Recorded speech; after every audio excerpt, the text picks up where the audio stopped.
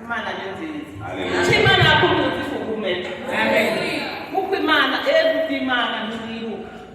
Kandi ngo bijya barambiwe bakaje. Hari Imana yamvuze ko naragwaye ndagera kure.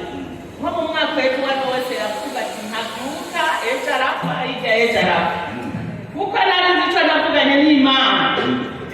Sinizera gupfa. Kuko nabwiye Imana sinkeneye gukenyuka. Nkeneye kuzofika igihe kigeze. Kandi sinkeneye kugwa mu maboko y'umwana w'umuntu. Nkeneye kugwa mu maboko y'iwawe. Nukuri hari ibintu Imana yankoreye ndengeye. Narabonye ko se umfuzi n'abapfakazi ahari. Narahagera igihe nkabwira Imana mbega Mana warahebye abapfakazi. Warahebye imfubyi. Aca ndabona Mana abana ndabatana se yarapfuye. Nukuri nabaye mu bibazo bikomeye mu ndwara zikomeye. Jewe nyine nkabona ko bishobora gushika ngataha umwanya n'isaha. Ariko Imana yo mu ijuru uzura bicuribuza. Imana hari ibyo yibukije. Ukora ibikorwa utarabya umwana w'umuntu, kandi utarabya umwana w'umuntu. Dorokasi ngo araduka kubera ibikorwa by'Imana.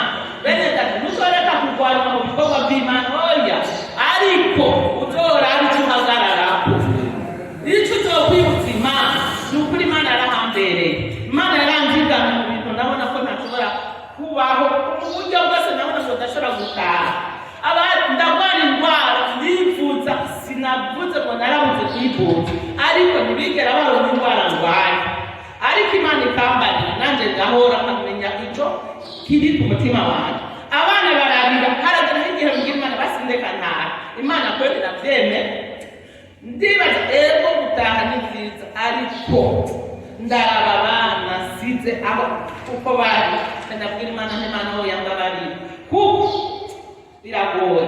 Bene data mu muryango w'abaswari nta n'umwe abaho yinjira mu nzu iwawe, ariko Yesu arahinjira. Yesu ni solution n'amangara. Naramubonye mu bihe bigoye, nari naravimvinda, wari wese akambwira ngo kwisinda, wari wese akambwira ngo nzopfa nuritse.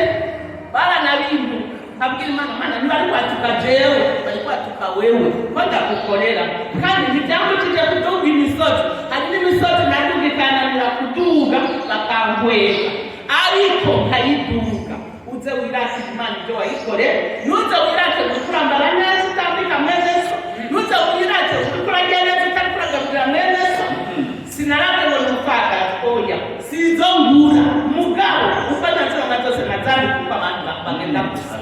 Ichi Imana arakinkundiye ibyo kurya byose bike naramenyanye mwene dataranzara nanjye nkamugaburira. Icyo kintu Imana arakinyongereye ku misi yo kubaho. Nukuri narabonye Imana no kuri uyu mwaka nko kuri bonane nawe Noel ku maso ya jewe narabonye n'abana ntibazoronka icyo barya, ariko yayindi dusenga tutabona yo iratubona. Harageze bonane ndavuga hasi, ariko Uwiteka yarahagaze ndamubona. Yaranteturuye mu bantu, yarangabiriye abana.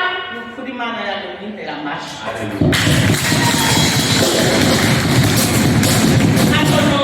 Ariko itombe kuyikorera kandi itombe rezo ryiza Imana ibanyongere ku